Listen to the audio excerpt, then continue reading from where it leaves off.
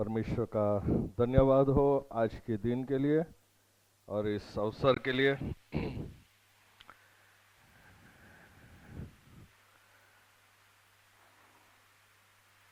मेरे लिए, मेरे जीवन के लिए आज का दिन बहुत खास है। क्यों पता है आपको? क्योंकि मैं मुर्दों में से नहीं हूं, मैं जीवित लोगों के बीच में हूं। परमेश्वर का धन्यवाद। जो लोग मर चुके हैं, जिनकी मृत्यु हो चुकी है, अगर उनको 1 मिनट या 2-5 सेकंड दिया जाए, अगर उनको जाकर आप पूछो कि मैं यहाँ पर जीवित हूँ, मेरे लिए स्पेशल क्या हो सकता है, तो वो तुरंत कहेंगे हम कब्रों में हैं, आप जीवित लोगों के बीच है। परमेश्वर हर एक दिन हमें देते हैं, बहुमूल्यवान दिन और पल हमें मिलता है हमारी भलाई के लिए, और उनके साथ जो संबंध है उसको ठीक ठाक करने का मौका हमें दिया जाता है। प्यारो, पिछले संडे हम एक संडे पहले उत्पत्ति से काफी कुछ बातें हमने चर्चा की थी और सीखे थे हम। आज हम उस उत्पत्ति पुस्तक से हम आगे बढ़ेंगे, कुछ बातों को लेकर हम चर्चा करेंगे। कुछ कुछ बातें रह गई थी, वो आज हम पूरा करेंगे। जैसे हमने चर्चा की थी कि अगर इस संसार की उत्पत्ति, शुरुआत अगर देखना है, जानना है, तो दुनिया का, संसार का कोई भी पुस्तक आपको कुछ भी बता नहीं सकता। लेकिन एक लौता बाइबल, पवित्र पुस्तक ऐसा है जो सृष्टि की उत्पत्ति, मनुष्य की उत्पत्ति और संसार में जो कुछ भी है सबकी उत्पत्ति यानी शुरुआत आपको बाइबल बताएगी कि कैसे शुरुआत हुई, किसने की। और हमने पिछले संडे यानी एक संडे पहले हमने सीखा था कि हर एक काम में जब हम परमेश्वर को पहला स्थान देते हैं अपने जीवन में, तो परमेश्वर जरूर हमें आशीष देते हैं, हमारी अगुवाई करते हैं और हमारे साथ रहते हैं। बहुत सारी बातें हमने देखी थी, वो बातें हम अभी दोहराएंगे नहीं, लेकिन हम आगे बढ़ना चाहते हैं। हमने एक बात को लेकर चर्चा की थी कि इस संसार का एक समय अंत है, तय है। आप घर में कोई भी चीज को, वस्तु को ले आओगे खरीद कर, चाहे राशन की कोई चीज हो, खाने की कोई चीज हो, पीने की कोई चीज हो, अगर वो बोतल पर या तो पैकेट पर आप देखोगे तो दो तारीख आपको दिखाई देगी। एक मैन्युफैक्चर, कब उसको बनाया गया था, और दूसरा कि इसकी अवधि, इसकी आयु, यानी कब तक ये चीज ठीक ठाक रहेगी, कब तक ये आप इस्तेमाल कर सकते हो, खा सकते हो, पी सकते हो। अगर उस तारीख के बाद, उस डेट के बाद अगर खाया जाएगा, पिया जाएगा, इस्तेमाल किया जाएगा, तो कुछ भी हानि हो सकती है। हर एक चीज जो बनी है उसका एक अंतिम समय तय है। ये संसार को भी बनाया गया है और हमने चर्चा की थी इस संसार का एक दिन अंत तय है, आपका और मेरा भी। और हमने चर्चा की थी, बहुत गंभीर प्रश्न भी हमने अपने आप से किया था, क्या आप वो अंतिम घड़ी के लिए तैयार हो? जब वो घटना बनेगी, आपकी आंखें और मेरी आंखें तो बंद हो जाएगी। हमारे पीछे हमारे रिश्तेदार, हमारे दोस्त, परिवार के हर एक सदस्य शायद वो रोते होंगे, आंसू बहाते होंगे, लेकिन हमारे हाथ से मौका फिसल गया होगा। क्या आप तैयार हो अंतिम समय के लिए? प्यारो, वो समय कभी भी आएगा, कभी भी आ सकता है, हमें तैयार रहना है। वो हमने चर्चा की थी। आइए उत्पत्ति की पुस्तक में कुछ बातों को हम सीखना चाहते हैं। हम उत्पत्ति पहला अध्याय हम खोलेंगे और मेरी सहायता के लिए कोई भी प्रभु का दास और दासी मेरी सहायता करेंगे। पहला चैप्टर, फर्स्ट, पहला अध्याय। और मनुष्य को किसने बनाया? अभी कुछ समय पहले मैंने देखा इंटरनेट पर और व्हाट्सएप पर कुछ मैसेज मैंने पढ़े कि भाई पृथ्वी और पृथ्वी की हर एक चीजों को किसी आकस्मिक ब्लास्ट से, ऐसे बड़े कुछ ग्रह के टकराने से पृथ्वी और उसकी सारी चीजें बनी। अरे, अगर कहीं किसी के बीच या कोई घर में आप बॉम्ब फोड़ दो तो वो घर कैसा सुंदर बनेगा? सुंदर बनेगा? मैंने कुछ देखा पिछले समय यूट्यूब पर कुछ वीडियो देखे कि कोई भाई साहब चलते हुए जा रहे थे, जेब में उन्होंने अपना सेल फोन मोबाइल रखा हुआ था, गर्मी की वजह से बैटरी भी गर्म हो गई और ब्लास्ट हुआ, उनके पतलून पैंट सब फट गया और उनके पैर में भी काफी चोटें आई, उनको अस्पताल ले जाना पड़ा और इमीडिएट उनको ट्रीटमेंट देनी पड़ी। तो भाई बॉम्ब ब्लास्ट से तो तितर बितर सब कुछ हो जाता है, ये सुंदर बनता है मैंने तो कभी देखा नहीं। पहले जब भी मैंने बॉम्ब फोड़े, यानी बॉम्ब यानी वो फटाके जो है ना वो, तो वो फटाके जब फोड़े तो मैंने देखा जहां पर भी फोड़ा गया वहां सुंदर था वो अस्त व्यस्त हो गया। तो मेरी तो समझ में नहीं आ रहा है कि कोई कुछ टकराने से सुंदर सृष्टि सुंदर बनी। भाई ये डाइजेस्ट मुझे नहीं हो रहा है, पढ़े लिखे हुए लोग ये डाइजेस्ट नहीं कर पाएंगे, लेकिन साइंस हमें ये बता रहा है कि नहीं, ये ऐसा ही होने से सब हुआ है। ये तो कोई भी बुद्धिमान या थोड़ी भी बुद्धि चीज की चलती हो उसको साफ पता चल जाएगा कि ऐसे किसी बॉम्ब ब्लास्ट से या किसी चीज को टकराने से नहीं हुआ है, किसी ने बनाया है। इतना सुंदर ऐसे वैसे नहीं बन सकता। और हमने उत्पत्ति की पुस्तक में मैंने कहा था आपसे कि पढ़ना है तो उत्पत्ति की पुस्तक को पढ़ो, और अंत अगर देखना है तो बाइबल का आखिरी पुस्तक रिविलेशन प्रकाशित वाक्य वो आपको पढ़ना है। यानी उत्पत्ति का पुस्तक बाइबल का फर्स्ट पुस्तक, पहला पुस्तक, और आखिरी पुस्तक जो है वो प्रकाशित वाक्य, वो दोनों के बीच में पूरी सृष्टि है। सृष्टि को बनाया गया और सृष्टि का अंत जो आने वाला है, ये दोनों समय बाइबल में बताया गया है। उसके बीच में पूरा जीवन और सृष्टि का पूरा समय बताया गया है। आपको वो पढ़ना पड़ेगा, तब आप जान पाओगे कि सृष्टि में कैसे क्या हुआ। आइए पहला चैप्टर, पहला अध्याय और 27वीं आयत मेरे लिए पढ़िए ऊंची आवाज में। क्या लिखा है? उत्पत्ति 1 और 27। तब परमेश्वर ने मनुष्य को अपने स्वरूप के अनुसार उत्पन्न किया, अपने ही स्वरूप के अनुसार परमेश्वर ने उसको उत्पन्न किया, नर और नारी करके उसने मनुष्यों की सृष्टि की। कितना सुंदर! मनुष्य को किसने बनाया? परमेश्वर ने बनाया। वैसे मैंने चर्चा की थी, वापिस फर्ज समझकर मैं आपसे कहना चाहता हूं कि पूरी सृष्टि परमेश्वर ने अपने शब्द से उन्होंने कहा और सब कुछ बना है।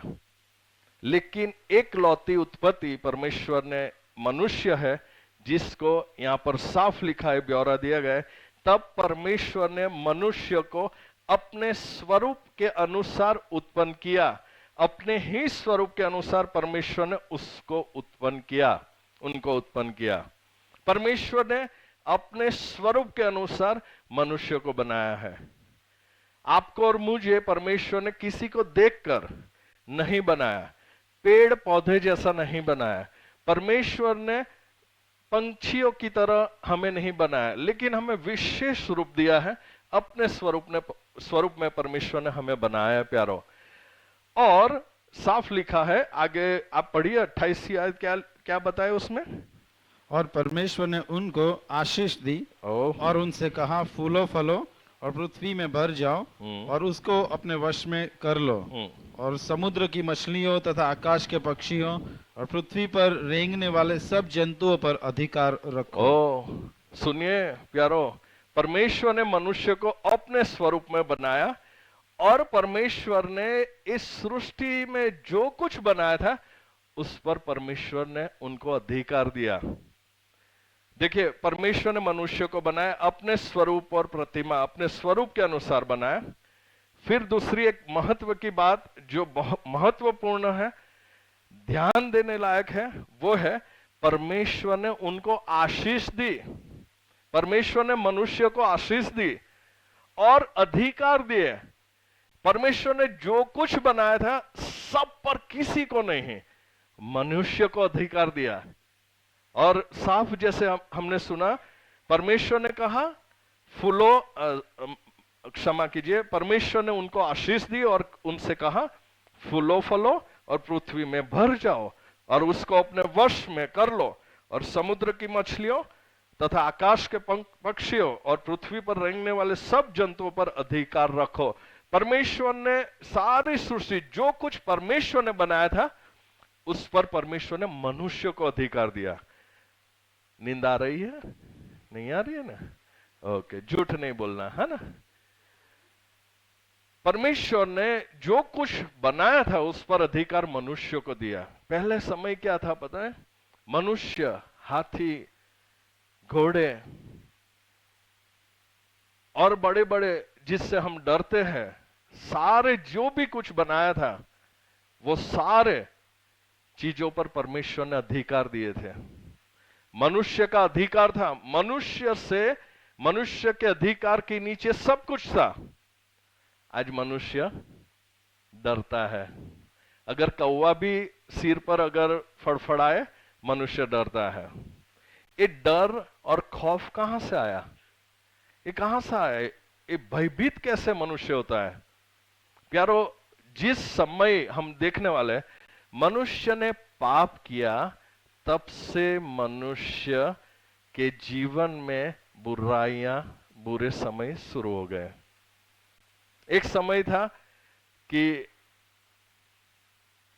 चीते और जो भयानक प्राणी हैं वो मनुष्य के अधिकार के नीचे थे। आज ऐसा है कि सारे छोटे छोटे ऐसे कुत्ते से भी मनुष्य डर जाता है। आज देखो, छोटी चीज, अगर चिड़िया भी अगर 2-4 बार चा चा चा कर दे, मनुष्य डर कर भागता है। नींद आ रही है? नहीं ना? आ रही है? नहीं? अच्छा लगता है ऐसे आंखें बंद करने से? अच्छी बात है, लेकिन मुझे अच्छा नहीं लगता। प्यारो, अधिकार जो परमेश्वर ने दिए थे, मनुष्य के पास जो अधिकार था परमेश्वर ने दिया था, जिसने पूरी सृष्टि बनाई थी। और प्यारो, परमेश्वर ने बहुत सुंदर एक वाटिका, एक बाग बनाया था, एदन बाग। परमेश्वर ने बहुत ही खूबसूरत वो बाग बनाया था। उसके बारे में वो विवरण हम पढ़ेंगे नहीं, ना चर्चा करेंगे, वो आपको पढ़ना है घर जाकर। बहुत ही सुंदर वो गार्डन बनाया था। और परमेश्वर ने जो सबसे पहला पुरुष आदम और सबसे पहली स्त्री जो हवा को बनाई थी, वो दोनों को एदन बाग में रखा और आशीष दी और कहा पूरी सृष्टि को भर दो। यानी उनको परमेश्वर ने आशीष दे दी थी कि उनके बच्चे होने वाले थे। परमेश्वर ने जब इनको दोनों को बनाया था, तब वो बहुत ही इनोसेंट थे, बहुत ही इनोसेंट थे प्यारो। उनके अंदर कोई भी ऐसी कपटता नहीं थी, बहुत निष्कपट थे वो। निर्मल स्वभाव था उनका, जैसे बच्चे है ना, निर्मल स्वभाव अगर जानना है तो बच्चे अगर कपड़े भी नहीं पहनते, नंगे होते, फिर भी वो शर्माते नहीं है। वो बहुत ही निर्मल, बहुत ही इनोसेंट नेचर उनका होता है। जब बढ़ते हैं, जब उनको समझ में आते हैं कि हम नंगे, हमने कपड़े नहीं पहना है, तब वो जाकर कपड़े पहनते हैं। बाकी उनको कोई हर्ज नहीं होता है, ना दुख होता है, ना शर्म उनको लगती है, क्योंकि उनका स्वभाव बहुत निर्मल होता है।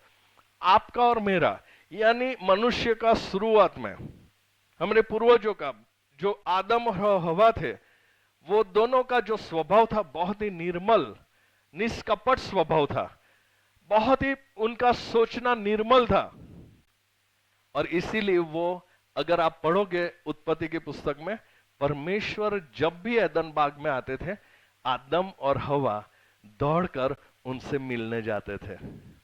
दौड़कर, जैसे उनको आवाज आती थी, वो दौड़कर परमेश्वर से मिलते थे और बातचीत करते थे। क्यों? उनका स्वभाव निर्मल था, निष्कपट था। आज देखो, परमेश्वर को खुश करने हम फूल ले जाते हैं, है ना, धूप चढ़ाते हैं, मोमबत्ती जलाते हैं। उठ जाओ, उठ जाओ। आप हंसते क्यों हो? बाजू में देखो, इधर उधर है कोई? उठा दो। उनको बोलो आपकी मोमबत्ती जले उससे पहले उठ जाओ। प्यारो, आज हम परमेश्वर को खुश करने के लिए मोमबत्ती जलाते हैं, और अगरबत्ती जलाते, फूल ले जाते, बड़े बड़े दान करते। भाई परमेश्वर कैसे भी खुश होने चाहिए, हमें शांति दे, हमें आशीष दे, हमें सफल करे, बस हमें सफलता चाहिए, हमें आशीष चाहिए। परमेश्वर, मैं कई बार मैंने बताया था, सुबह सुबह में जब मैं ऐसे वॉकिंग पर जाता हूं तो मैं देखता हूं सुबह सुबह लोग एकदम फ्रेश फूल को बगीचे से, बाग से, गार्डन से लेकर वो जो भी धार्मिक स्थल होते हैं वहां पर जाकर चढ़ाते। क्यों? परमेश्वर खुश हो जाए। पहले ऐसा नहीं था। परमेश्वर को फूल बलिदान की जरूरत नहीं थी। मनुष्य खुद बहुत ही इनोसेंट, बहुत ही निर्मल स्वभाव का था। वो सीधा ही फूल के बिना, बिना अर्पण, बिना बलिदान, बिना कुछ लिए, दान के बिना, वो सीधा परमेश्वर से मिलता था। उसका स्वभाव बहुत इनोसेंट था, निर्मल था, इसलिए वो परमेश्वर से भेंट कर सकता था, उससे मेल मिलाप कर सकता था। लेकिन चलिए एक जगह पढ़ते हैं, फिर आगे बढ़ते हैं। पुराने नियम में दूसरा इतिहास, चलिए ध्यान देना। हाँ, थोड़ी देर मुझे बोलना है, लेकिन बहुत महत्वपूर्ण बातों को चर्चा करके खत्म करना है। दूसरा इतिहास चैप्टर 15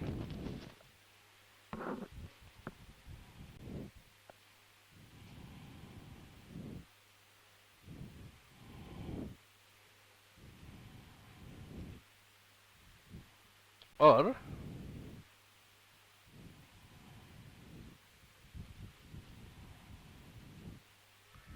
पहली और दूसरी आयत पढ़िए। दूसरा इतिहास अध्याय 15 1 और 2 आयत।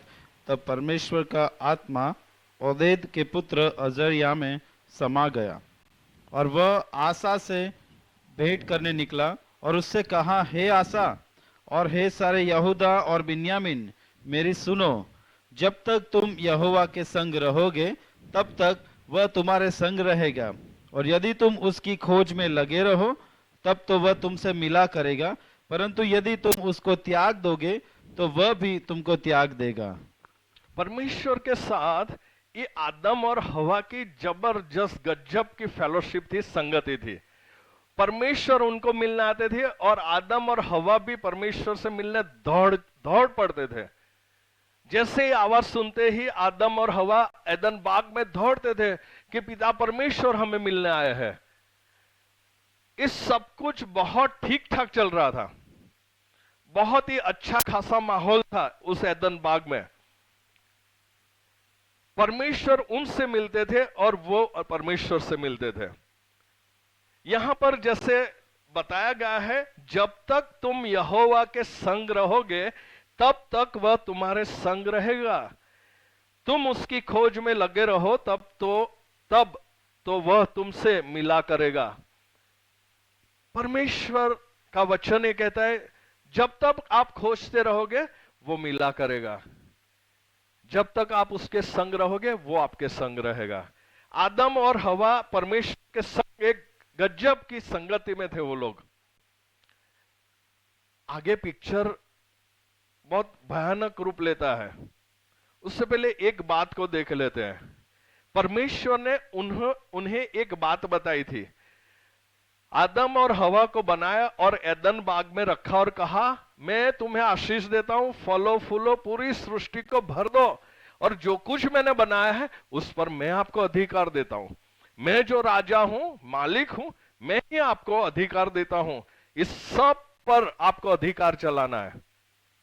परमेश्वर ने उनको आज्ञा दी थी, कहा था इस सारे जो पेड़ आप देखते हो, अच्छे अच्छे सुंदर फल जो है आपके लिए मैंने बनाया है, आप खा सकते हो।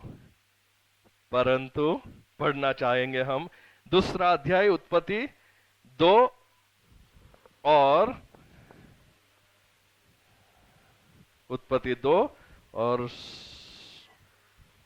16-17 पढ़िए।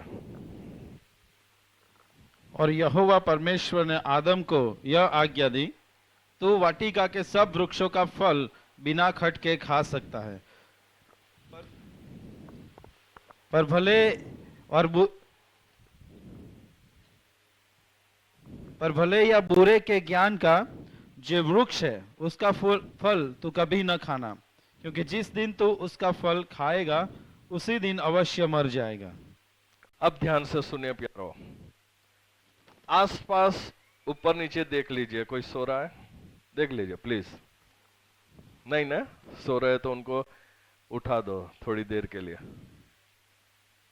अब ध्यान से सुनिए, परमेश्वर ने कहा ये सारे फल आज्ञा दी, तू वाटिका के सब वृक्षों का फल बिना खट के खा सकता है, ये सब फल तू खाना, परंतु ये फल तू नहीं खाना। जिस समय तू खाएगा उस समय परमेश्वर ने कहा तो उसका फल खाएगा उसी दिन अवश्य मर जाएगा। अब ध्यान से सुनिए मेरी बात। परमेश्वर के साथ जो अद्भुत संगति थी, जो रिलेशन था, परमेश्वर ने कहा बेटा ये संबंध आज्ञा पालन पर आधारित है, फूलों मोमबत्ती अगरबत्ती पर आधारित नहीं है। बेटा तू जिस रीति से दौड़कर मुझे मिलने आता है, मैं भी बहुत खुश होता हूं, मैं स्वर्ग से उतरकर तुझे मिलने आता हूं, लेकिन याद रखना ये सब वृक्ष का फल खा सकता है, इस वृक्ष का फल नहीं खाना।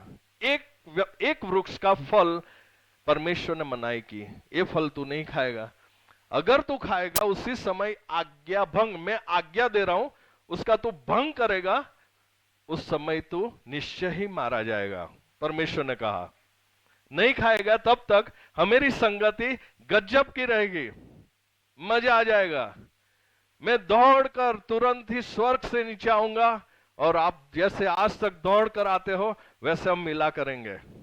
जब तक अभी जैसे पड़ा, जब तक तू खोज में लगा रहेगा मैं तुझे अवश्य मिलूंगा, जिस समय तू मुझे त्यागेगा उस समय मैं तुझे त्याग दूंगा। परमेश्वर ने कहा था। प्यारो इस संसार में बहुत सारी चीज है, परमेश्वर ने कहा बेटा करो, बेटा करो, खाओ, ये सब चीज आपके लिए है।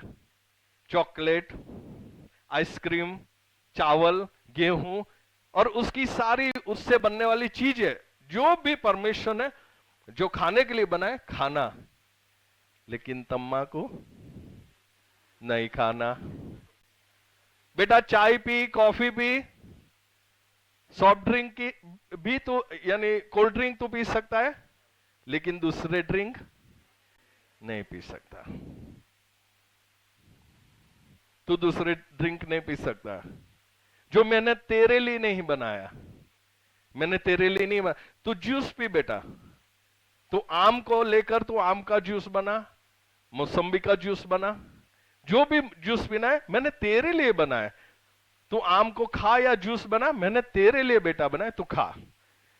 लेकिन कुछ कुछ बातों को मैंने बनाया नहीं है, मनुष्य ने बनाया अपनी खुशी के लिए और आज्ञा भंग करने के लिए। शैतान ने कहा वैसा मनुष्य, वो नहीं तू खाएगा, तू नहीं पिएगा वो चीजें। आदम और हवा को एक वृक्ष का फल खाने के से परमेश्वर ने मना किया था प्यारो, और परमेश्वर ने कह दिया था जिस समय तू खाएगा उसी समय तू मारा जाएगा। पता है आपको, उत्पत्ति 2 अध्याय में जो 17वीं आयत हमने पढ़ा, परमेश्वर ने परिणाम कह दिया था, आज्ञा भंग तेरे जीवन में बहुत बड़ी मुसीबत लाएगा। मैं आशा करता हूं आप हर एक व्यक्ति इस बात को ध्यान से सुन रहे हो। परमेश्वर ने जो मना किया है वो आप करोगे, वो तय है आप अपने जीवन में बहुत बड़ी मुसीबत लाओगे। याद रखना, इसको आप टाल नहीं सकते, इसको आप मना नहीं कर सकते प्यारो। आपके जीवन में वो कोई नहीं रोक सकता जो आपने खुद जिसको न्योता दिया है। परमेश्वर की आज्ञा भंग हमारे जीवन में खराब, बहुत ही खराब समय, दुख, संकट वो लाता है। एदन बाग में सब कुछ ठीक ठाक चल रहा था, परमेश्वर ने कह दिया वो तब तक ठीक रहेगा जब तक तू वो वृक्ष का फल नहीं खाएगा। जिस समय खाएगा बड़ा तूफान आएगा तेरे जीवन में, और वो है मौत, मृत्यु। तो याद रखना, उसी समय तो मारा जाएगा प्यारो। लेकिन वो समय आया जो परमेश्वर को अंदेशा था। उस पुरुष और स्त्री ने वो फल खाया जो मना किया था। पता है, बाइबल में लिखा है, समय बचाने के लिए मैं वो आयत नहीं पढ़ता हूं, लेकिन लिखा है शैतान ने सर्प के रूप में हवा के पास, उस स्त्री के पास आकर कहा, सचमुच ये फल मना किया है परमेश्वर ने खाने के लिए? क्या कहा है? तो हवा ने शैतान से बात करते हुए कहा कि परमेश्वर ने ऐसा कहा है। शैतान ने तुरंत ही परमेश्वर की बातों को उल्टा दिया, गोल घुमा दिया और कहा नहीं नहीं, ऐसा नहीं हो सकता। अरे ये खाने से तो आप लोग परमेश्वर के समान बन जाओगे, ज्ञान बुद्धि से भर जाओगे आप।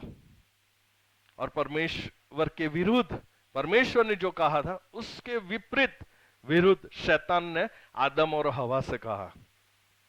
आप ध्यान रखिए, जो आज्ञा भंग है, आज्ञाओं को तोड़ने के लिए शैतान आपके कान में, दिमाग में परमेश्वर की आज्ञा, परमेश्वर की बातों से विपरीत बातें आपके दिमाग में वो रखेगा। हाँ नहीं नहीं नहीं, ये तो थोड़ा, कोई बात नहीं, क्या करे, बहुत डिप्रेशन में रहता हूं, ठीक से सो नहीं पाता हूं, ऐसे ही जैक्विन भाई थोड़ा सिगरेट पी लेता हूं, रात को नींद नहीं आती, सुबह में जॉब जाना होता है तो थोड़ा पी लेता हूं। अब देखो जैक्विन भाई, ये संसार ऐसा है कि थोड़ा करना पड़ेगा, है ना। थोड़ा पैसा अगर टेबल के नीचे से नहीं देंगे तो काम कैसे होगा? पूरा संसार पाप से भरा हुआ है, थोड़ा तो करना पड़ेगा ना, वरना नौकरी कैसे मिलेगी, काम कैसे होगा? ये मैं नहीं करूंगा तो जैक्विन भाई नहीं हो सकता। शैतान आपको झूठ कहता है, आदम और हवा को भी झूठ कहा। परमेश्वर ने साफ कह दिया था, जिस समय आप खाओगे उसी समय घटना होगी, वो है आप मर जाओगे। यानी वो आत्मिक मृत्यु की बात कर रहे थे कि आपका और मेरा संबंध है, परमेश्वर ने कहा था मेरा और आपका संबंध है, उसी समय टूट जाएगा। फिर जो दौड़कर आप आते हो वो आप आ नहीं पाओगे। जिस समय आप मेरे विपरीत चलोगे, वो निष्कपटता, जो निर्मलता आपके स्वभाव में हो, वो मारी जाएगी। यानी आत्मिक मृत्यु की बात परमेश्वर ने पहले कह दी थी, और आत्मिक मृत्यु के बाद परमेश्वर ने कह दिया था मृत्यु तो है ही, परमेश्वर ने मृत्यु नहीं बनाया। आज हमारे रिश्तेदार कई है ऐसे प्रियजन आज हमारे बीच नहीं है, वो मारे गए हैं। मृत्यु, शायद उनका एक्सीडेंट हुआ था, कोई बीमारी हुई होगी, किसी भी कारणवश वो आज इस संसार से लौट चुके हैं। हमारा भी एक समय है, परमेश्वर ने मृत्यु नहीं बनाई, पापों के कारण हमें मृत्यु ने प्रवेश किया है। हमें मृत्यु कैसे आई? हमारे पापों के कारण। और बाइबल में साफ लिखा है, पापों के कारण इस धरती, जमीन, ये भी साफ लिखा है कि वो भी श्रापित हुई।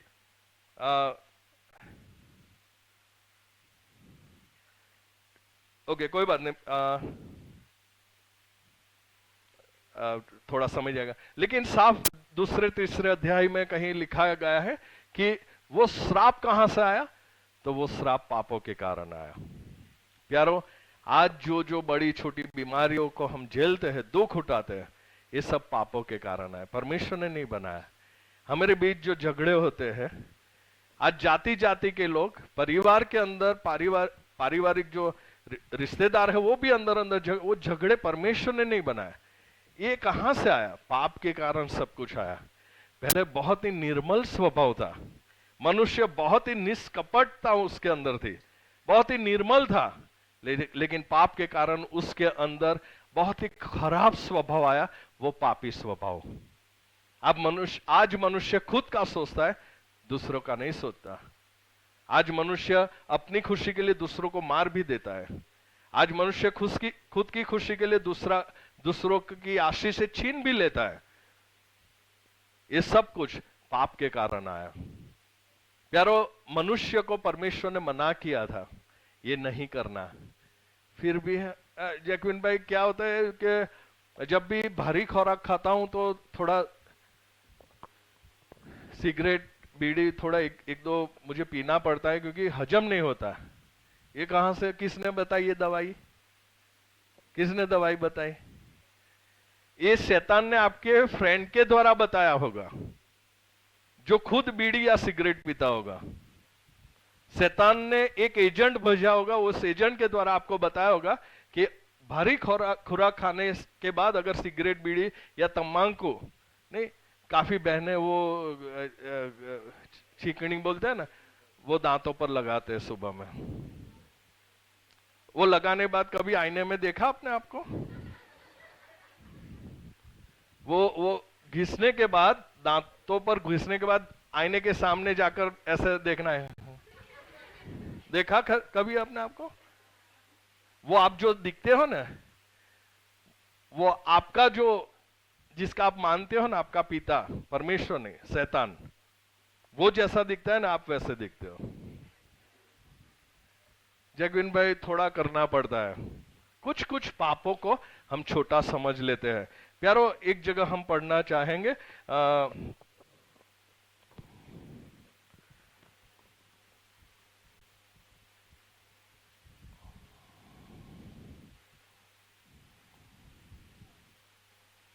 पहला राजा, राजाओं की पहली पुस्तक,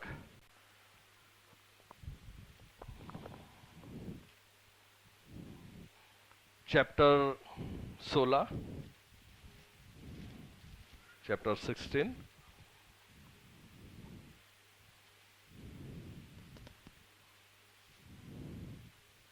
और आयत 31 पढ़िए। पहला राजा 16 और 31।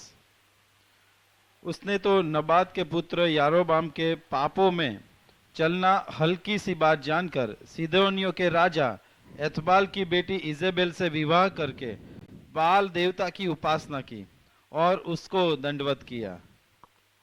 यहां लिखा है, उसने तो नबात के पुत्र यरोबाम के पापों में चलना हल्की सी बात जानकर, हल्का समझा, ये तो हो सकता है, चलेगा, चल सकता है, इतना तो एक फल खाने में क्या जाता है।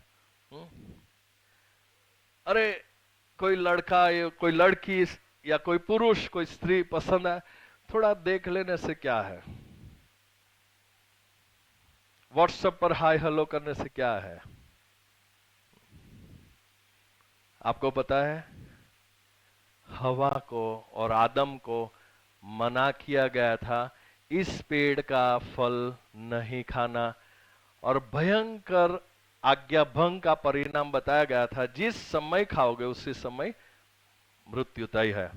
कितना डेंजर, बहुत ही भयानक, भयंकर एक अल्टीमेटम, एक आज्ञा भंग का परिणाम बताया गया था। यानी उसका मतलब है उससे दूर रहना है। बाइबल पढ़ना, साफ लिखा है, शैतान ने हवा के पास आकर कहा, कहा पता है? और लिखा है, हवा ने उस फल को तोड़ा। शैतान ने तोड़कर नहीं दिया। डेंजर जोन में हवा थी, जहां पर परमेश्वर ने मना किया था। ध्यान से समझ लेना, जहां जिस चीज के बारे में परमेश्वर ने मना किया था, यानी उससे उसको दूर रहना था, आदम को भी दूर रहना था।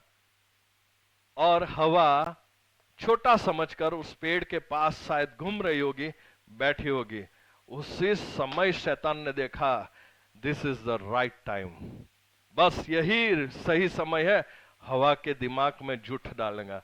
अगर 1 किलोमीटर दूर में हवा के मन में कुछ कहूंगा, तो चलते चलते जब वो आधा किलोमीटर चलकर आएगी, शायद परमेश्वर की बातों को वो शायद याद करके वापिस लौट सकती है।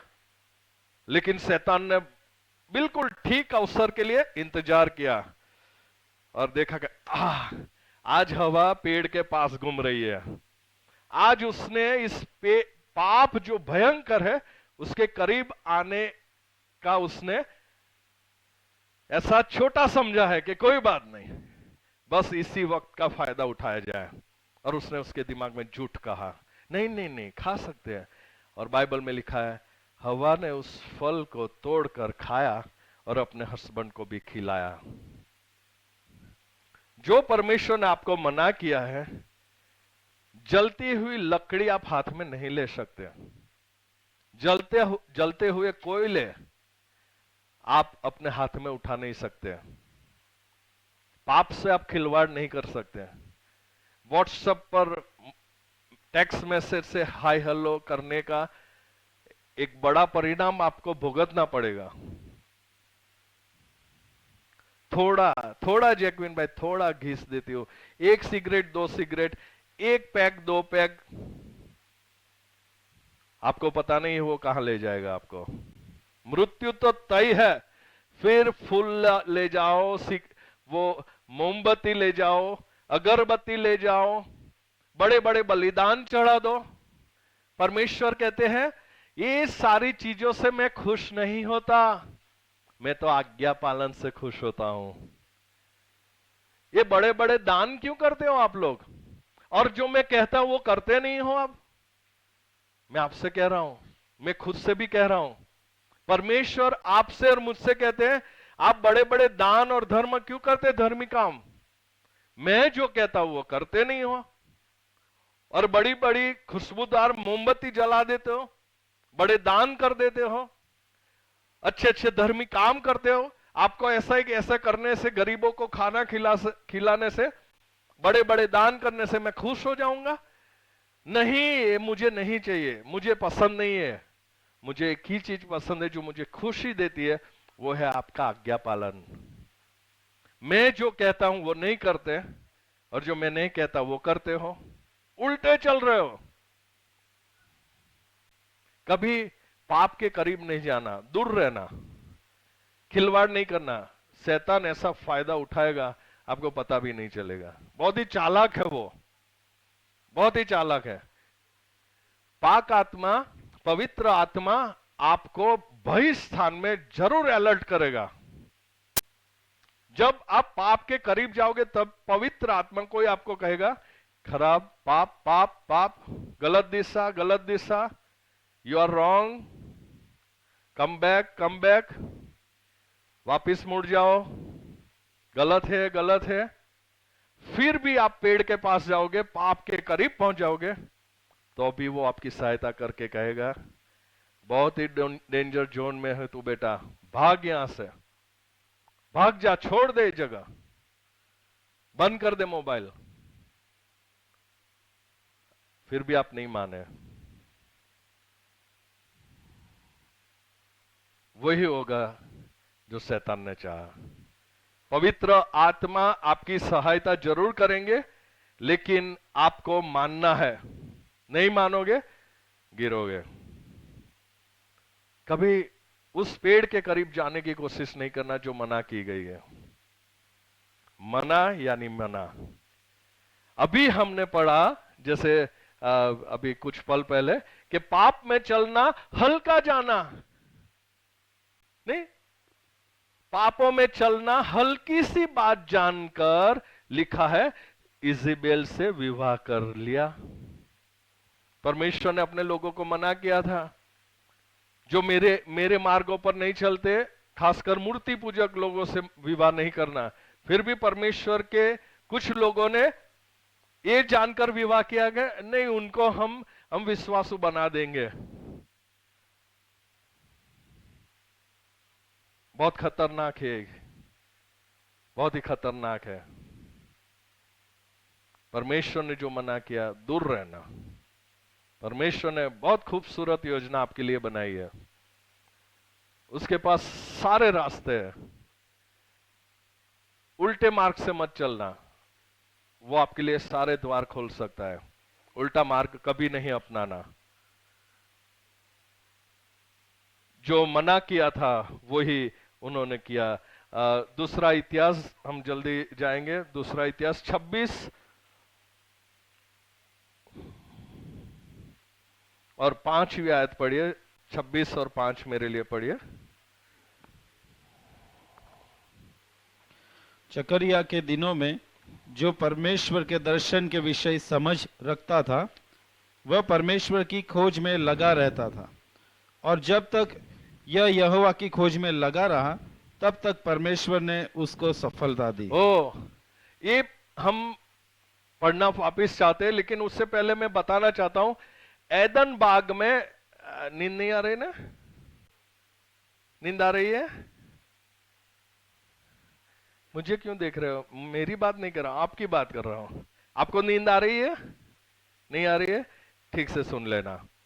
आदम और हवा को एदन बाग में, उस बगीचे में, बागान में परमेश्वर ने खुद बनाया वो गार्डन, और उसमें आदम और हवा को रखा, परमेश्वर ने रखा।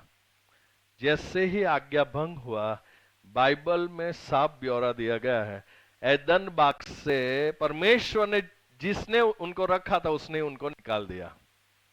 कह दिया एदन बाग से निकल जाओ, क्योंकि एदन बाग में रहने की योग्यता तुमने गवा दी है। परमेश्वर ने कहा, इस एदन बाग में मैंने इसलिए गार्डन बनाया था, आप खुश रहो, खुशहाल रहो, फलो, बढ़ो, इस सृष्टि को भरपूर बनाओ, और आपका जीवन बहुत खुशहाल रहे, इसलिए मैंने गार्डन बनाया था, आपको वहां रखा था। और मेरी इच्छा थी इस गार्डन में मैं आपसे मिलने आऊंगा, भेंट करूंगा आपसे, हम फेलोशिप करेंगे। ये योग्यता, जो निर्मलता थी आपके अंदर, निष्कपटता थी आपके अंदर, वो पाप के कारण चली गई। अब ये जो योग्यता थी आपने गवा दिया है। नाउ कम ऑन, अब इस गार्डन में आप नहीं रह सकते, क्योंकि वो योग्यता आप में नहीं रही।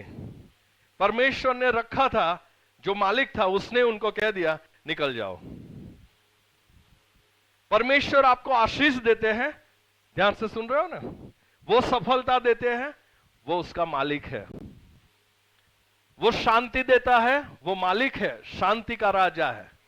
सफलता वो देता है, वो राजा है, मालिक है, शांति देने वाला। वो देता है, वो ले भी सकता है। उसकी इच्छा नहीं है, उसकी इच्छा ये नहीं है कि आपसे वो सफलता ले ले, आपके परिवार से, आपके घरों से वो खुशी ले ले, वो उसकी इच्छा नहीं है। लेकिन आप और हम पापों के कारण ये डिसीजन लेते हैं।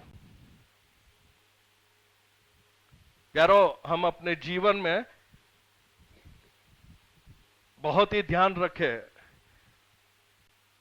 और दूसरे इतिहास में जैसे पढ़ा 26वें चैप्टर में, वो 5वीं आयत लिखा है कि वह परमेश्वर की खोज में लगा रहता था, और जब तक वह यहोवा की खोज में लगा रहा, तब तक परमेश्वर ने उसको सफलताएं दी। जब तक आप परमेश्वर के साथ रहोगे, परमेश्वर का जो अधिकार है, वो जो आपको देना चाहता है, आप पर वो कायम बनी रहेगी। सफलता है, शांति, आनंद, खुशहाली, सब कुछ आपके जीवन में बनी रहेगी। कान खोलकर सुनना, जिस समय आप परमेश्वर की खोज में नहीं रहोगे, उसके विरुद्ध चलोगे, तुरंत ही आपके परिवार में, आपके दिल में, दिमाग में तुरंत ही परिस्थिति बदलती जाएगी। कोई बदलेगा नहीं, तुरंत पता चलेगा कुछ गायब हो रहा है, कुछ गायब हो रहा है। अब धंधे में, बिजनेस में ऐसा क्यों हो रहा है? घर में अशांति क्यों है? चैन से मैं सो नहीं क्यों पा रहा हूं? ये कहां से आया? जब तक वो परमेश्वर में की खोज में बना रहा, तब तक परमेश्वर ने उसको सफलताएं दी। याद रखना, परमेश्वर से दूर जाने की जो आप तय करते हो, डिसीजन लेते हो कि हम परमेश्वर से दूर जाएंगे, यानी आप आशीषों से दूर जाओगे। पाप करना छोटा नहीं समझना, हर एक पाप पाप है, कोई पाप छोटा नहीं होता है। जैकविन भाई पहले 20 सिगरेट पीता था, अब एक पीता हूं। 20 पीते थे तब भी पापी थे, आज्ञा भंग था। एक पीते हो, वो भी आज्ञा भंग है। शराब पीने वाले और वो छींकनी घिसने वाले सारे परमेश्वर की नजरों में पापी है। सारे लोग पापी है। एक चुटकी भर छींकनी आपको परमेश्वर से दूर रख सकती है, चुटकी भर छींकनी। दूसरा राजा, राजाओं की दूसरा पुस्तक, राजा 2, दूसरा राजा, और चैप्टर 18 वर्स 6 पढ़िए। दूसरा राजा 18 और 6। वह यहोवा से लिपटा रहा और उसके पीछे चलना न छोड़ा, और जो आज्ञाएं यहोवा ने मूसा को दी थी उनका वह पालन करता था। वो परमेश्वर को लिपटा रहा, जो परमेश्वर ने आज्ञा दी थी उसका पालन वो करता रहा। परमेश्वर ने उसको सफलताएं दी, परमेश्वर उसके साथ बना रहा, और सफलताएं, शांति, खुशहाल जिंदगी परमेश्वर ने उसको दी। प्यारो, जब परमेश्वर एदन बाग में आदम और हवा से मिलने आए, आखिरी बात सुन लो, तब बाइबल में साफ लिखा है जब परमेश्वर उनको मिलने आए तो ये आदम और हवा पहले तो जैसे ही आवाज सुनते थे दौड़ कर जाते थे, पिता परमेश्वर आए हैं, खुश चिल्लाते होंगे, कूदते होंगे, कूद कूद कर जाते होंगे और पिता परमेश्वर से भेंट करते होंगे। अब बाइबल में लिखा है जब उन्होंने पाप किया, पाप करने के बाद जब परमेश्वर एदन बाग में आए तो तीसरे चैप्टर में, तीसरे अध्याय में 8वीं और 9वीं आयत पढ़िए आप मेरे लिए। 8 और 9, तीसरा अध्याय 8 और 9 उत्पत्ति।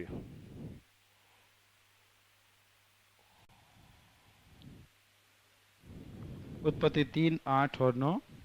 तब यहोवा परमेश्वर जो दिन के ठंडे समय वाटिका में फेरता था, उसका शब्द उनको सुनाई दिया। तब आदम और उसकी पत्नी वाटिका के वृक्षों के बीच यहोवा परमेश्वर से छिप गए। परमेश्वर से लोग छिप गए, अपने आप को छिपा दिया। अब क्यों कूद कूद कर नहीं आ रहे हैं? उनको पता चल गया हम नंगे हैं। पढ़ना, समय बचाने के लिए मैं सारी बातों को नहीं पढ़ता। और परमेश्वर ने उनको चिल्ला कर कहा, तीसरे चैप्टर में जो हमने पढ़ा, और लिखा है तब यहोवा परमेश्वर ने पुकार कर आदम से पूछा तू कहां है? तब क्या जवाब मिला? उसने कहा मैं तेरा शब्द बारी में सुनकर डर गया क्योंकि मैं नंगा था इसलिए छिप गया। उसने, परमेश्वर ने कहा किसने तुझे बताया कि तू नंगा है? जिस वृक्ष का फल खाने को मैंने तुझे मना किया था, क्या तूने उसका फल खाया है? परमेश्वर ने मौका दिया। अब ध्यान से सुनिए, परमेश्वर ने पुकारा, अरे आदम कहां है? क्या परमेश्वर को पता नहीं था वो छिप चुका है? झाड़ के पीछे, झाड़ी के पीछे वो और उसकी पत्नी आदम और हवा बैठे हैं, अपने आप को छिपा दिया है। परमेश्वर को पता नहीं था। ध्यान से सुनिए, इस तरफ देखिए, परमेश्वर को सब पता था, लेकिन परमेश्वर ने एक मौका दिया आदम और हवा को। किसने कहा तू नंगा है? आदम कहता है मैं नंगा था इसलिए मैं पीछे छिप गया।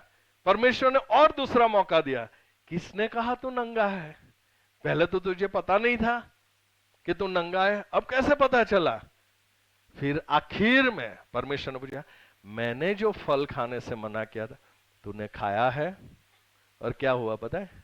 आदम ने कहा तूने जिस स्त्री को, पढ़ना उसमें साफ लिखा है, तूने जो स्त्री को बनाया था और मुझे दिया उसने खाया, मुझे खिलाया। स्त्री को पूछा सचमुच तूने खाया? स्त्री कहती है सर्प ने मुझे बहकाया और मैंने खाया। यानी आदम ने स्त्री को और परमेश्वर को दोष दिया, स्त्री ने सांप को दोष दिया। क्या हुआ पता है? ये जो मौका था, आदम और हवा ने मौका गवा दिया। प्यारो, इनको परमेश्वर ने मौका दिया था कि वो दोनों कन्फेस करें। देखिए उत्पत्ति के बाद नीति वचन में पढ़िए जल्दी जल्दी।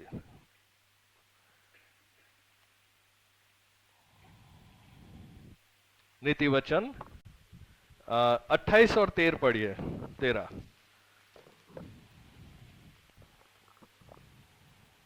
नीति वचन 28 और 13। जो अपने अपराध छिपा रखता है उसका कार्य सफल नहीं होता, परंतु जो उनको मान लेता और छोड़ भी देता है उस पर दया की जाएगी। ओके, चलिए पहला यूहन्ना जल्दी पढ़ते हैं। पहला यूहन्ना पहला अध्याय 7, 8, 9 पढ़िए। पहला यूहन्ना पहला अध्याय 7-8-9। हम्म, पर यदि जैसा वह ज्योति में है वैसे ही हम भी ज्योति में चलें तो एक दूसरे से सहभागिता रखते हैं और उसके पुत्र यीशु का लहू हमें सब पापों से शुद्ध करता है। यदि हम कहें कि हम में कुछ भी पाप नहीं तो अपने आप को धोखा देते हैं और हम में सत्य नहीं। अगर यदि हम कहे कि हम में कोई पाप नहीं है तो क्या है? असत्य है और हमें अपने आप को धोखा देते हैं। आगे पढ़िए। 9वीं आयत, यदि हम अपने पापों को मान ले यदि हम अपने पापों को मान ले तो वह हमारे पापों को क्षमा करने वह हमारे पापों को क्षमा करने और हमें सब अधर्म से शुद्ध करने में हमें शुद्ध करने में विश्वास योग्य और धर्मी है। वो विश्वास योग्य है। ध्यान से सुनिए, यहाँ पर नीति वचन में साफ हमने पढ़ा अभी के 28 और 13 में लिखा है, जो अपना अपराध छिपा रखता है उसका कार्य सफल नहीं होगा, परंतु जो उनको मान लेता है छोड़ भी देता है उसको दया की जाएगी। अगर प्यारो आदम और हवा को, ध्यान से सुनिए, आदम और हवा को आखिरी मौका दिया गया था। हम जब पाप करते हैं परमेश्वर पिता अपनी आत्मा के द्वारा, ध्यान से सुनिएगा, पवित्र आत्मा के द्वारा परमेश्वर आप भी आज भी हमें बताते हैं, कहां है तूने क्या किया? अगर उसी समय नीति वचन परमेश्वर के वचन के अनुसार हम अपने पाप को स्वीकार कर ले, अगर हमारे पाप और अपराध हम कबूल कर ले, तो बाइबल ये कहता है वो सारे अधर्मी काम और पापों से वो शुद्ध करने, माफ करने विश्वास योग्य है। अगर आप ये कहोगे नहीं, आप ये कहोगे पाप करना, अगर आप छोटी बात मानोगे, छोटी चीज जानोगे, माफी नहीं मिलेगी आपको। पवित्र आत्मा उस समय एदन बाग में यहोवा बाप ने, परमेश्वर ने आदम और हवा से बात कर कहा, कहां हो? आज पवित्र आत्मा हमसे कहते हैं, कहां है बेटा, क्या किया तूने? अगर उस समय हम अपने पाप को मान ले और मुड़ जाए उस पाप के राह से और परमेश्वर से कहे, परमेश्वर हम तेरे विरुद्ध, मैं तेरे विरुद्ध चली हूं, मुझे क्षमा कर, तो बाइबल ये कहता है सारे अधर्म और पापों से वो आपको और मुझे माफ करने विश्वास योग्य है। वो आपको मना नहीं करेगा। आज भी एदन बाग में नहीं, मणिनगर में, अहमदाबाद में, कहीं पर आप रहो, जिस समय आप गलत राह पर चलोगे, पाक आत्मा, पवित्र आत्मा आपको बार बार कहेगी, कहां जा रहा है, क्या कर रहा है, ये तूने क्या किया? तुरंत ही अपने अपराध को स्वीकार कर लो, उस गलत और गंदे राह से मुड़ जाओ और परमेश्वर से कहो, मैं पापी हूं, मैंने तेरे विरुद्ध पाप किए। आदम और हवा ने क्या किया? उनको कहना था कि प्रभु हमने तेरी आज्ञाओं का भंग किया है, जो वृक्ष का फल खाने के लिए मना किया था वो मैंने खाया है, मेरी पत्नी ने भी खाया है, दोनों को कहना था हम दोनों ने आज्ञा भंग किया है।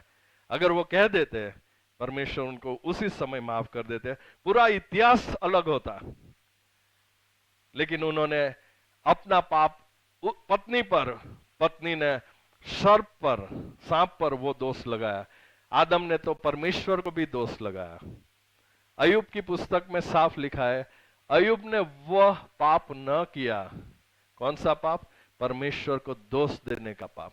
हम अपने जीवन में कई बार जाने अनजाने में परमेश्वर को दोष देते, दूसरों को तो देते ही है, परमेश्वर को दोष, परमेश्वर ऐसा क्यों हुआ, आपने ऐसा क्यों किया? अरे मैं स्पीड में बाइक चला रहा हूं, मुझे कोई ये भी नहीं है, याद भी नहीं है, ना मेरा ध्यान है कि भाई इतनी स्पीड में बाइक चलाने से कभी भी एक्सीडेंट, मैं खुद रफ बाइक चलाता हूं, एक्सीडेंट होता है, फिर मेरी माँ या मेरी बहन, मेरी पत्नी, परमेश्वर ऐसा आपने क्यों किया? गलती मेरी, गलती आपकी, पाप आपके और मेरे, और दोष हम दूसरों पर लगाते हैं। ये आपने जो पत्नी दी थी उसने पहले खाया और फिर मुझे खिलाया। अगर आप परमेश्वर की खोज में बना रहना चाहते हो, आपके अंदर, मेरे अंदर ही बदलाव आना चाहिए। किसी को दोष मत दो, खुद को देखो, जांचो। आज प्रभु भोज में बहुत लोग आज पार्टिसिपेट होंगे, हिस्सा लेंगे। हमें अपने आप को जांचना है कि हमने कहां गलती की है। अगर हम अपने आप को जांचेंगे तो दूसरों को दोष देने का मौका हमें नहीं मिलेगा।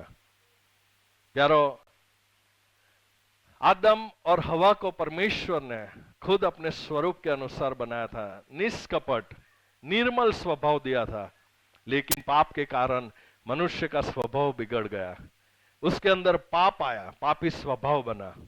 जिस एदन बाग में परमेश्वर ने आदम और हवा को रखा था, परमेश्वर ने ही उनको उस एदन बाग से बाहर निकाल दिया।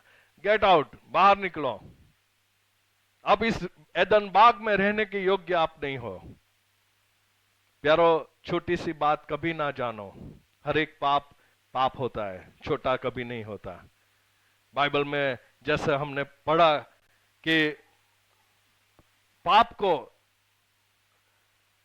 में चलना उन्होंने हल्का जाना, हल्का मत जानना। पाप पाप होता है, परमेश्वर से वो दूर ले जाएगा।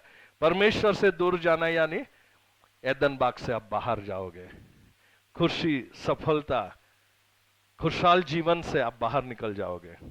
जो परमेश्वर ने आपको दिया है वो वापस ले सकता है, वो राजा है, मालिक है, अधिकारी है, वो तय करेगा कि आपको एदन बाग में रखना है या निकाल देना है।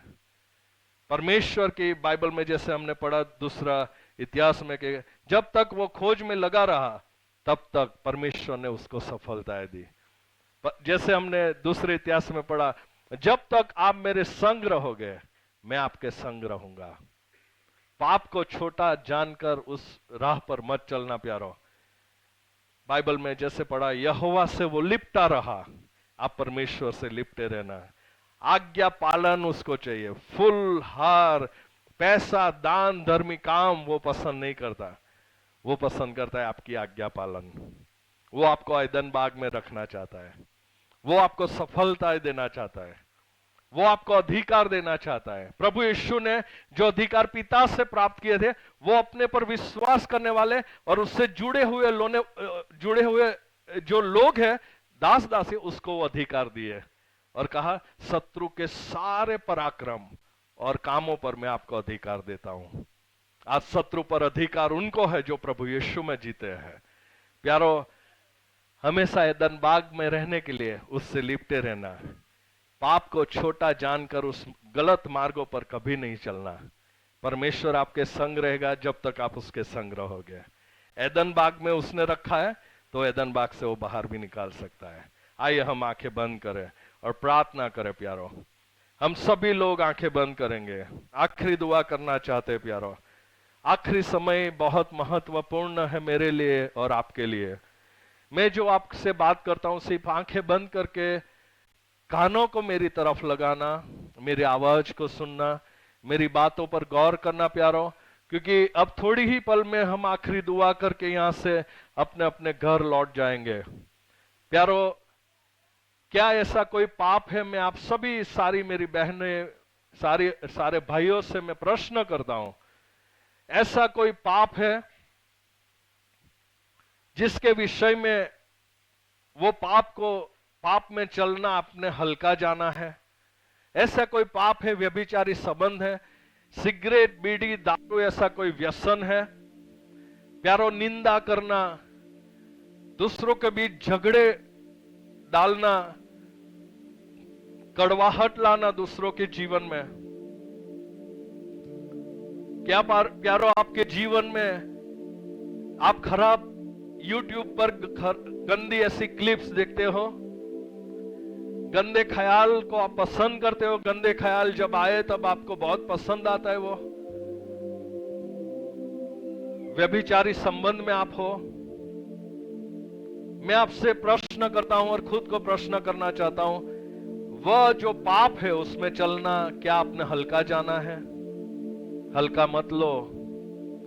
ईश्वर ने अभी कहा है, यदि हम अपने पापों को स्वीकार करें तो हम अनुग्रह पाएंगे। यदि हम मान ले और उस पाप से मुड़ जाए तो माफी देने विश्वास योग्य है। आज ही आपके सारे पाप माफ प्रभु कर सकता है।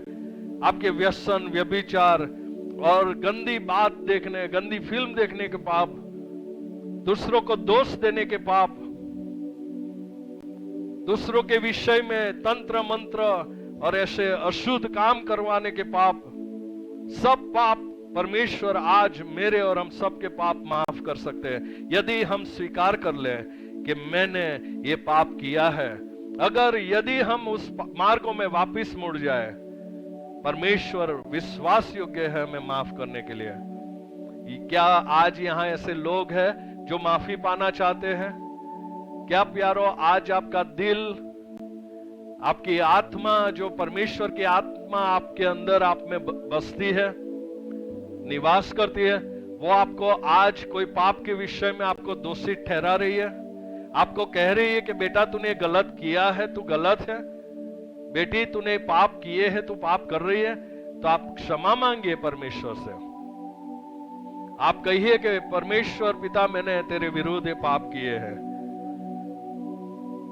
जो अपने पापों को स्वीकार करता है वो परमेश्वर की दया अनुग्रह पाता है, ऐसे बाइबल कहता है।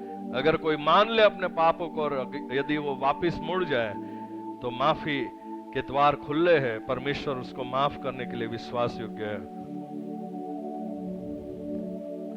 प्यारो, नाथान नबी का संदेश जब दाऊद के पास आया तब दाऊद ने कहा मैं निश्चय ही मैंने पाप किया है। उसने पश्चाताप किया और उसी समय परमेश्वर के दास नाथान नबी ने कहा तेरे पाप माफ किए गए हैं। प्यारो, दाऊद के पाप परमेश्वर ने माफ किए, आपके पाप भी आज परमेश्वर माफ करना चाहता है। दूसरे इतिहास में जैसा हमने पढ़ा, जब तक तुम मेरे संग रहोगे मैं तुम्हारे संग रहूंगा। प्यारो, आप परमेश्वर के संग बने रहिए, आज्ञा पालन करके। उसने जो मना किया है वो मत करिए। हर रोज आप परमेश्वर के पास जाइए, हर रोज सुबह में परमेश्वर से कहिए, वो उसके मार्गों में चलने के लिए आपकी सहायता करें।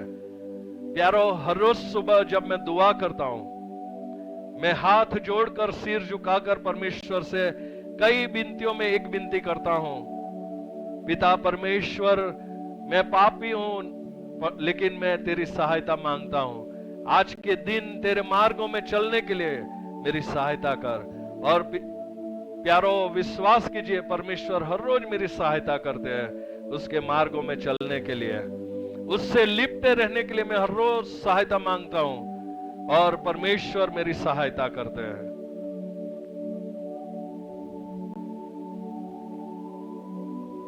यहोवा से जब तक वो लिपटा रहा, परमेश्वर ने उसको सफलताएं दी। जिस समय आप परमेश्वर को त्यागोगे आज्ञा भंग करके, जो मना किया है वो करोगे, वो आज्ञा भंग है। उसको छोटा नहीं जानना, वो पापी है। अगर आप में से ऐसी कोई व्यक्ति है जो पश्चाताप करना चाहती है, आज ये कहना चाहते हैं कि पिता मैं पापी हूं, मुझे माफ कर। ध्यान से सुनिए, हर एक व्यक्ति नहीं, बीमार व्यक्ति कोई नहीं, लेकिन जो पश्चाताप करना चाहता है, जो परमेश्वर से लिपटा रहना चाहता है, जो उसके मार्गों में चलना चाहता है, जो परमेश्वर का अनुग्रह पाना चाहता है, जो परमेश्वर का आत्मा का बल और सामर्थ्य पाना चाहता है, वो खड़े हो कहेंगे, और कोई विनती नहीं। कृपया ध्यान से सुनिएगा, वही लोग खड़े होंगे जो पश्चाताप करना चाहते हैं, वही लोग खड़े होंगे जो परमेश्वर से कहना चाहते हैं प्रभु मैं तुझसे लिपटा रहना चाहता हूं, मैं तेरे मार्गों में चलना चाहता हूं। वही लोग खड़े होंगे जो कहना चाहते हैं कि प्रभु मैं हमेशा तेरे पीछे चलना चाहता हूं, तेरे मार्गों में चलकर तेरी महिमा करना चाहता हूं। अगर आप खड़े होते हो तो प्रार्थना करना जारी रखें। जिसको समझ में नहीं आता वो खड़े मत रहना, आप खड़े मत होना, चाहे पास में कोई खड़े होते हैं तो मत खड़े रहना। ये बातों को सुनकर समझकर आप खड़े होना। मैं 2 मिनट सिर्फ देता हूं क्योंकि मेरे पास समय नहीं है, समय मेरे पास सिर्फ 5 या 7 मिनट रह चुकी है। आप माफी मांगिए प्यारो, आप खड़े होकर इधर उधर मत देखना, आंखें बंद करके कहिए, पश्चाताप कीजिए आपके स्वभाव के लिए, पश्चाताप कीजिए। आप अपने जीभ का इस्तेमाल जो गलत रीति से करते हो, झगड़े करते हो, आप झगड़ा करने वाले स्वभाव है आपके अंदर, अशांति फैलाने वाले आप हो, तो आप माफी मांगिए। आपके कारण परिवार के लोग दुखी हैं, आप शराब पीते हो, आप बीड़ी सिगरेट पीते हो, और भी कोई व्यसन करते हो, आप किसी व्यभिचारी संबंध में हो, पश्चाताप कीजिए। आज आखिरी 1 मिनट बची है आपके लिए। आप कहिए, प्रभु मुझे मुझे अनुग्रह दे, मैं आपसे लिपटा रहना चाहता हूं, आपके मार्गों पर चलना चाहती हूं, मैं आपकी खोज में लगा रहना चाहता हूं। प्रभु यीशु मेरी मदद करे। बाइबल के परमेश्वर ने कहा है, जो मांगोगे तुम्हें दिया जाएगा। प्यारो, जो मांगोगे परमेश्वर आपको देगा, वो विश्वास योग्य है। आप माफी मांगिए आपने जो पाप किए हैं। प्रभु यीशु आज ही आपको हर एक पाप से माफ करेगा, गारंटी है, क्योंकि प्रभु यीशु ने कहा है।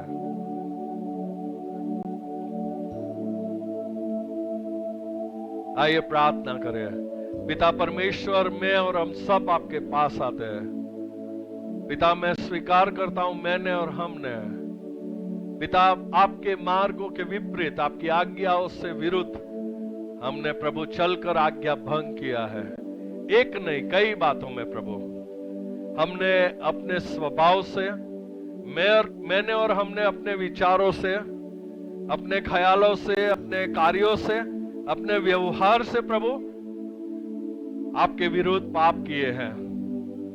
मेरे और हमारे बोलने से और व्यवहार से परिवार के लोग, पड़ोस के लोग, पिता, इर्द गिर्द रास्ते पर चलने वाले लोग, बहुत सारे लोगों का हमने अपमान किया है, उनको नीचा दिखाया है प्रभु, उनको दोष दिया है पिता, खुद को सच्चा और सही माना है, दूसरों को गलत और प्रभु पापी जाना है। पिता, मैंने और हमने पाप में चलना छोटा समझा है। पिता, मैंने और हम सब ने पाप में चलना हल्का जाना है प्रभु। यीशु मसीह के नाम से मैं और हम सब जो भी आज्ञा भंग हमने की है, यीशु मसीह के नाम में हम स्वीकार करते हुए लौट कर आते हैं पिता, आपके चरणों में सिर झुकाकर कहते हैं, यीशु के लहू से मुझे और हम सबको क्षमा करे प्रभु। हमने आपके विरुद्ध, मैंने और हम सब ने गुनाह पाप किए हैं। यीशु मसीह के नाम से हमें माफ करो प्रभु। मैं और हम सब दुआ करते हैं, अपने दाएं हाथ को उठाकर आइए हम साथ। मैं जब कहता हूं मैं जैक्विन के नाम की जगह आप अपना नाम लीजिए और परमेश्वर का अनुग्रह हम मांगते प्यारो।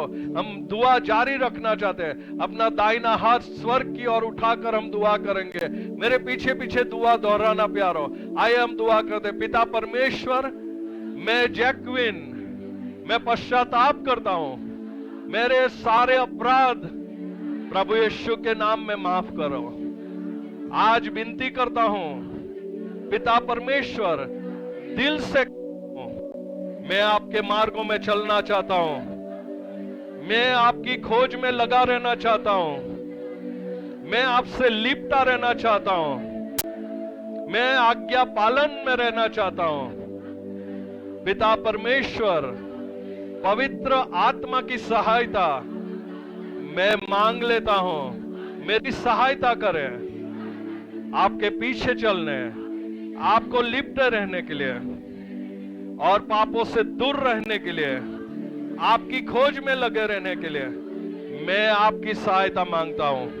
आप मेरी सहायता करें। मैं आपका बच्चा बनना चाहता हूं। पिता परमेश्वर, अपने बल पर आधार न रखते हुए मैं आपकी सहायता मांगता हूं।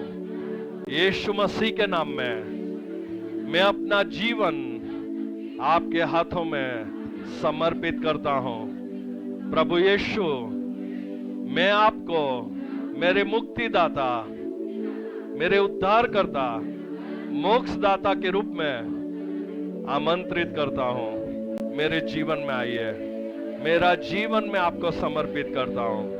मैं आप पर विश्वास करता हूं। यीशु मसीह के नाम में आमीन। आंखें बंद रखिए प्यारो, हाथ नीचे रखिए। आखिरी 2 मिनट देता हूं। आप जिस चीज के लिए यहां पर आए हो, अगर आप बीमार हो अपना दाहिना हाथ उठाइए। आपके घर में अशांति है, शांति के लिए प्रभु यीशु के स्वर्ग की ओर अपना दाहिना हाथ उठाइए और मुंह से कहिए, प्रभु मुझे शांति चाहिए। अगर नौकरी चाहते हो तो प्रभु यीशु से कहिए, प्रभु मुझे नौकरी चाहिए।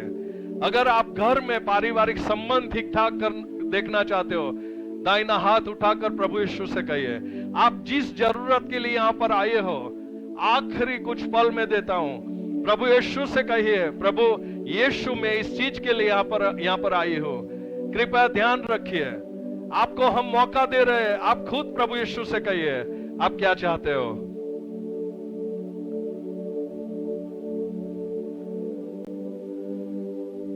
और मौका देता हूं, मैं सिर्फ इतना कहूंगा, प्रभु यीशु इन्होंने जो मांगा है आपके अनुग्रह से इनकी दुआओं को सुनने दे। प्रभु आपको मौका दे रहा हूं, आप मांगिए। आइए दुआ करें। पिता परमेश्वर, मैं दुआ करता हूं, मेरी और हम सब की दुआओं को आपके चरणों में लाता हूं। यहोवा ईरे मेरी दुआ है, मेरी पूर्ति करने वाले परमेश्वर, इन्होंने मैंने जो कुछ मांगा है यीशु मसीह के नाम में पिता हमारी पूर्ति की जाए। यीशु मसीह के नाम में पिता, इन्होंने जो भी आशीष मांगे यीशु के नाम में उनको आशीष दे पिता। उनको शारीरिक, मानसिक, आत्मिक और पारिवारिक प्रभु चंगाई दो यीशु के नाम में। उनके जीवन में, घर में अशांति फैलाने वाली, बीमारियों को लाने वाली, कड़वे ऐसे बीज बोने वाली दुष्ट आत्माओं को, शैतान के हरेक कामों को, हरेक जो जंतर मंतर इनके, उनके परिवार, बिजनेस, नौकरियों के विरुद्ध है, इनके भविष्य और वर्तमान के विरुद्ध है, इनके बच्चों के विरुद्ध है, विवाहित जीवन के विरुद्ध है, सारे दुष्ट आत्माओं को, शैतान को, सारे जंतर मंतर को, सारे वशीकरण को, सारे शैतानी विधियों, उनकी खराब असरों को, सारे पाप और शैतानी बंधनों को, शैतान तेरे साथ तेरे कामों को, हर एक विनाश लाने वाले विनाशक चीजों को, श्रापों को, बीमारियों को यीशु के लहू में मैं बांधता हूं यीशु मसीह के नाम से। और मेरे पांव के तले कुचलकर प्रभु यीशु के महान नाम से विफल घोषित करता हूं। हर एक बंधनों को तोड़ देता हूं यीशु मसीह के नाम में। यीशु मसीह के नाम में, यीशु नाजरी के नाम से हर एक दुष्ट शक्तियों को, हर एक दुष्ट बंधनों को, हर एक जंतर मंतर को, हर एक ऐसी शैतानी विधि, उनकी खराब असरों को यीशु मसीह के महान और पवित्र नाम से तोड़ देता हूं हमेशा के लिए। श्रापों को प्रभु यीशु के नाम से मैं मिटा देता हूं। प्रभु यीशु की शांति, प्रभु यीशु का अनुग्रह, पिता परमेश्वर का प्रेम और परमेश्वर की आशीष है हमारे जीवनों में, परिवार में हम घोषित करते हैं। यीशु का लहू हम पर, हमारे घरों चौखटों के ऊपर हम घोषित करते हैं। हमारी दुआओं को यीशु के नाम में सुने और कबूल करे पिता। आमीन, आमीन। प्लीज कृपया अपने स्थान पर आप बैठ जाइए। ओ आकाश मना मारा बाप, तारो नाम पवित्र मनाओ।